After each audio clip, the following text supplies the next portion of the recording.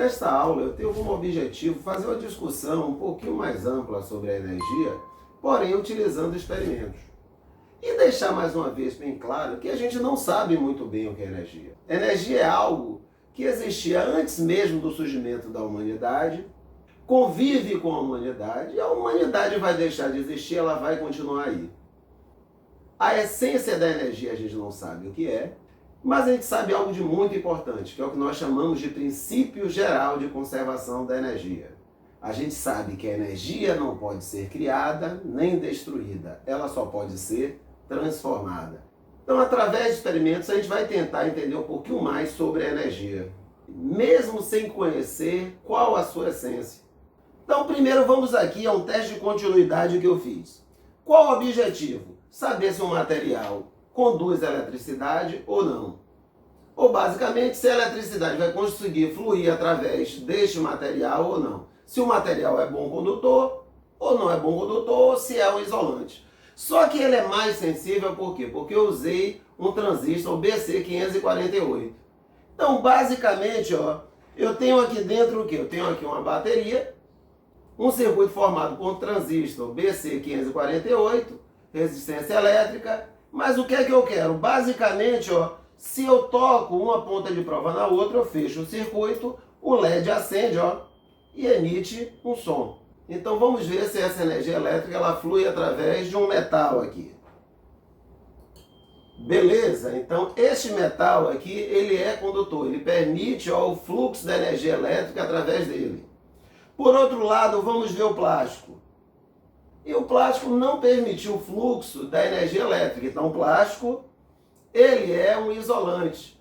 Agora, Marivaldo, existe um isolante perfeito? Não. Em determinadas condições, este plástico ele pode não conseguir barrar a energia elétrica, ela vai fluir de qualquer jeito. Então, Marivaldo, o que é que você quer? Você quer, na realidade, mostrar que o metal é condutor, o plástico é isolante? Isso a gente já sabia. Não, eu quero ir além, eu quero deixar claro para vocês que a energia elétrica, ela pode fluir até através do nosso corpo. Então, por isso que eu fiz um teste de continuidade muito sensível usando o transistor. Então, vamos lá? Se eu pegar nas extremidades aqui, dessas pontas de prova, o que é que vai acontecer? Vai mostrar que meu corpo também conduz energia elétrica. Ou seja, o que é que eu quero deixar claro? Que a energia, ela consegue fluir de um corpo para outro. E no caso aqui, para sair de uma ponta de prova e chegar a outra, ela está atravessando o meu corpo. Agora a situação é a seguinte. Sim, Marivaldo, você disse que dá para transformar um tipo de energia em outro. Mas gerar energia elétrica deve ser algo muito complexo. Pelo contrário, é algo muito simples. Eu tenho aqui, por exemplo, uma bobina.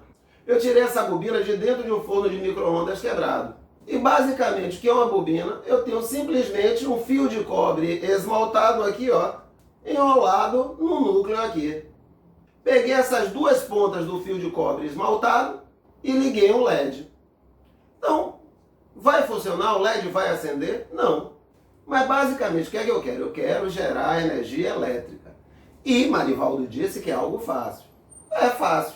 O que a teoria me diz é que para gerar energia elétrica aqui nessa bobina, o que eu preciso é expor essa bobina a um campo magnético variável. E Marivaldo, melhorou tudo agora, um campo magnético variável. E como eu posso conseguir esse campo magnético variável? Simplesmente aproximando ou afastando o ímã desta bobina.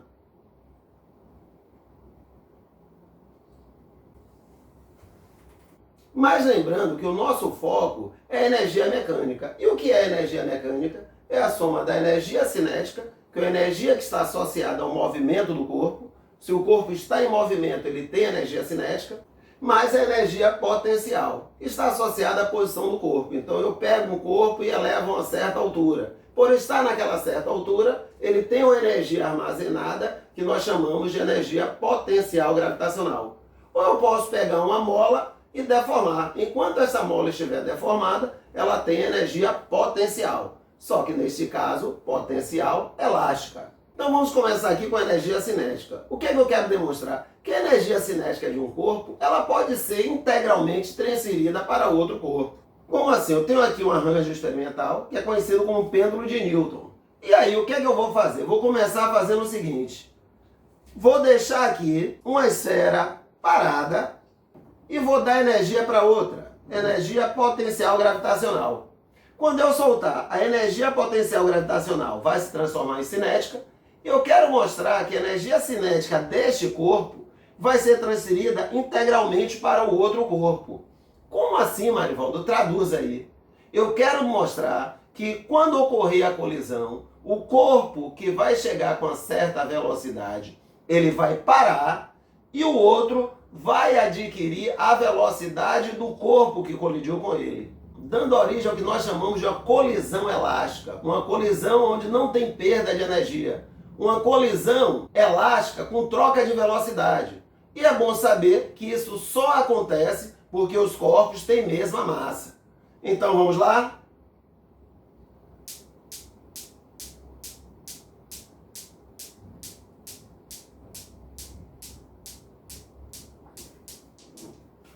Aí agora eu quero mostrar que essa energia cinética, ela pode ser transmitida de corpo para corpo até chegar ao último aqui. Então o que é que eu vou fazer? Vou dar energia potencial ao primeiro, vou soltar e vamos ver o que é que vai acontecer com essa energia cinética que ele vai ter no momento da colisão.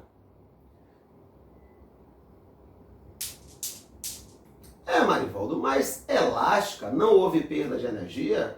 Realmente você está forçando a barra. Estou, porque se surgiu som, som é energia. Então isso quer dizer que nem toda energia cinética foi transferida para o outro corpo. Uma parcela da energia cinética ela foi convertida em energia sonora. Mas se a gente for comparar essa parcela de energia sonora em relação à energia cinética que o corpo tinha, podemos perceber que essa perda é muito pequena. Então agora qual é a ideia? Eu quero transformar a energia química em energia elétrica e a energia elétrica em energia mecânica. Mais especificamente, em energia potencial gravitacional. Então, para isso, eu tenho aqui meu arranjo experimental. Sim, Marivaldo, e esse termômetro, qual a utilidade dele? Eu quero fazer uma discussão um pouquinho mais aprofundada dessa transformação. E para isso, eu quero medir a temperatura antes de acionar o meu sistema e depois. Vamos medir a temperatura da bobina. 24,9 graus Celsius. Vamos medir a temperatura da bateria. 24,9 graus Celsius. Então, neste meu arranjo aqui, o que é que eu tenho? Eu tenho uma bateria. Bateria ou pilha, Marivaldo? Isso aqui é uma bateria. Por que bateria? Na realidade, ela corresponde ao conjunto de 6 pilhas. 6 pilhas desse tipo aqui, que nós chamamos de AAA ou pilha palito. Então, eu tenho 6 pilhas palitos aqui dentro. Então, eu não tenho mais uma pilha, eu tenho um conjunto de pilhas, eu tenho uma bateria.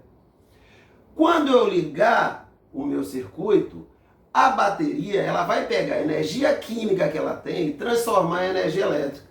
Essa energia elétrica vai circular através da minha bobina. E quando eu tenho energia elétrica circulando através de uma bobina, essa bobina ela funciona como um ímã. E na extremidade aqui de um palito de picolé eu coloquei um outro ímã. Esses dois ímãs vão interagir, ou seja, um vai atrair o outro. E quando o ímã for ao encontro do outro, eu vou erguer essa massinha. Eu vou dar para ela uma certa energia potencial gravitacional. Então, o que foi que eu fiz? Peguei energia química, transformei em energia elétrica e, posteriormente, eu peguei essa energia elétrica e transformei em energia potencial gravitacional, ou seja, energia mecânica. Então, vamos ao funcionamento? Será que eu consigo erguer essa massa dando energia potencial gravitacional para ela, ou seja, dando energia mecânica para ela? Ok, funcionou. E agora vamos medir novamente aqui a temperatura da bateria e da bobina, para ver o que é que a gente vai obter. A temperatura da bateria, 27,6 graus Celsius. A temperatura da bobina, 25,8 graus Celsius. Sim, onde é que eu quero chegar medindo a temperatura da bateria e da bobina antes e depois de acionar o meu circuito? Eu quero deixar claro para vocês o seguinte: percebemos que a temperatura tanto da bateria quanto da bobina se elevaram após o acionamento do circuito. Então, quero deixar claro para vocês o seguinte: as transformações de energia que a gente impõe no nosso dia a dia, a fim de melhorar a nossa qualidade de vida, elas não são a custo zero para a natureza. A natureza, ela cobra um pedágio. Toda vez que pegamos uma forma de energia e transformamos em outra, a natureza, ela cobra. E qual o preço cobrado pela natureza? O preço cobrado pela natureza corresponde a uma parcela de energia na forma de calor. Ou seja, você está assistindo a televisão em sua casa, você está utilizando o celular e agora, o que é que acontece? Observe que seu aparelho de televisão se aquece, observe que o seu celular se aquece. Ou seja, você está transformando energia elétrica em outras formas de energia, mas uma parcela dessa energia que você tem inicialmente, ela é dada para a natureza na forma de calor. E isso é uma regra geral. Pensou em transformar a energia, parte dessa energia é convertida em calor e vai para a natureza. Agora, chegando na natureza esse calor, porque calor na realidade, se vocês lembram bem, é energia térmica em movimento. Então, o que eu quero deixar claro para você é o seguinte: no momento que essa energia perdida vai para a natureza e que ocorre o equilíbrio térmico, ou seja, os corpos ficam com a mesma temperatura, essa energia que foi dada para a natureza, ela fica de uma forma indisponível. Indisponível como assim, Marivaldo? A energia está ali e não tem como você utilizar. Porque para você utilizar a energia térmica, você precisa de diferença de temperatura. Você precisa de corpos com temperaturas diferentes. Ou seja, poderíamos pensar que os nossos oceanos são uma fonte, imensa de energia térmica. Mas é uma energia que se encontra indisponível. E isso pode levar a gente a concluir que é um possível final de linha para o universo. Ou seja, a morte térmica do universo. Ou seja, o fim do universo pode ocorrer justamente dessa forma. Todos os corpos são a mesma temperatura. E isso significa o seguinte: não tem mais energia disponível. E associada a essa indisponibilidade da energia, a gente tem uma grandeza que nós chamamos de entropia, que basicamente ela está associada à desordem de um sistema. Como assim, Marivaldo, desordem? Você tem uma energia bem comportada, bem localizada, que é a energia química, e que foi transformada em energia térmica, que é uma energia que está associada ao movimento aleatório de uma quantidade imensa de moléculas. Ou seja, agora eu tenho uma energia muito mais desorganizada. E na realidade a gente percebe que no universo isso é uma regra geral. Os fenômenos, eles ocorrem de tal forma que ele sempre leva ao aumento da desordem, ou seja, ao aumento da entropia.